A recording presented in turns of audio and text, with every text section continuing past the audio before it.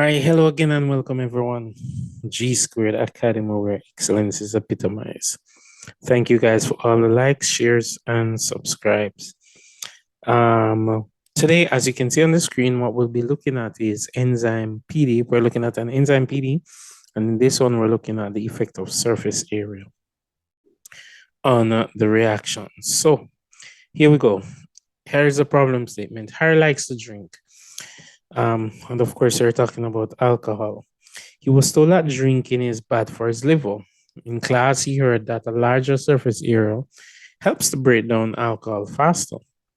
And so he wondered if this was true, help Harry to figure this out. So we're trying to figure out if larger surface area really helps to break down alcohol faster. So here's the hypothesis. A larger surface area would increase the rate of enzyme activity due to a greater chance of collision of particles in the correct orientation. All right.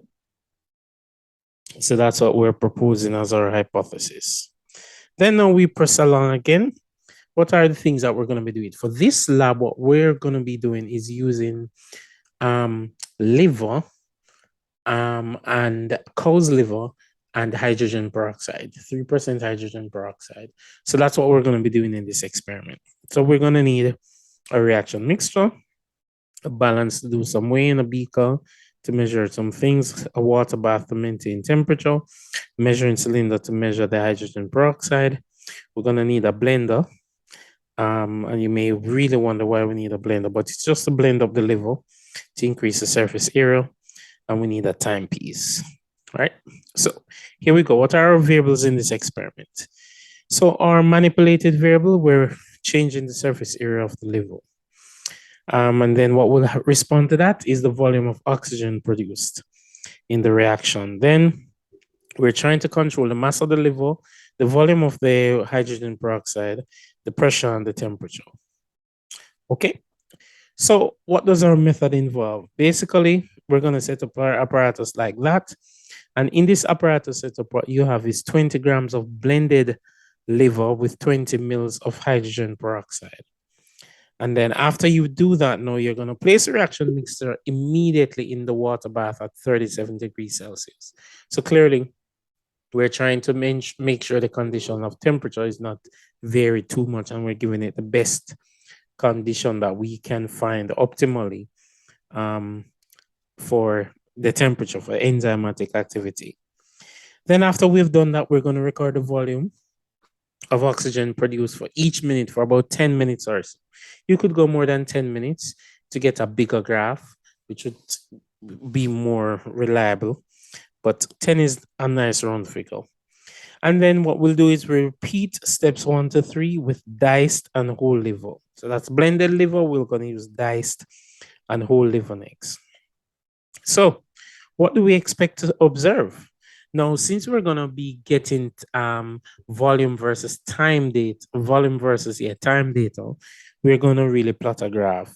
And so it is expected that the gradient of the graph, for the blended liver, will be the steepest, then the diced, then the whole liver. So that's what we're expecting to observe, steep gradient for that blended liver. And of course, that steep gradient indicates that it's a faster reaction. So it would over in a much shorter period of time. Okay, so the data to be collected, we have our time in minutes and we have the volume of O2 in milliliters or centimeters cubed, right? And so what do we do with the data when we get it? We plot the data. So we're going to plot a graph of volume versus time for each liver sample. And by each liver sample, we're talking about the blended liver, the diced liver, and the whole liver. And of course, we're using cow's liver now, not human liver, of course, right? So sources of errors, limitations, what could be possibly of sources of errors? Maintaining an accurate temperature in the water bath. So remember that we're trying to make sure every other condition is kept constant except surface area. And one of those things which affect enzymatic activity would be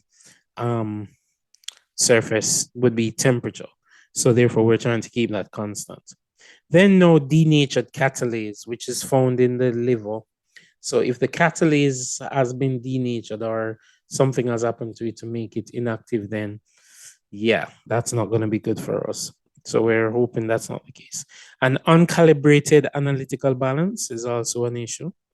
And loss of mass of liver through transfer. So remember you were blending and remember you were dicing. So in dicing and blending, you may lose some of the liver um, in transfer, which, could be an error. So what are the things that we're assuming in this lab? Well, for one, we're assuming that the temperature of the water bath remains relatively constant. And we're assuming that the same mass of liver is used in each experiment and that pressure remains constant. And the distribution of catalase in each 20 gram of liver is the same. So basically what we're saying is that the catalase could be distributed in the liver not uniformly. And so therefore, we're hoping that the liver sample that we're using, the distribution of catalase in all of those samples is relatively the same, right? So there you have it, ladies and gentlemen. I hope you find this video helpful. And please like, share, and subscribe to the channel. And I'll see you next time. All the best.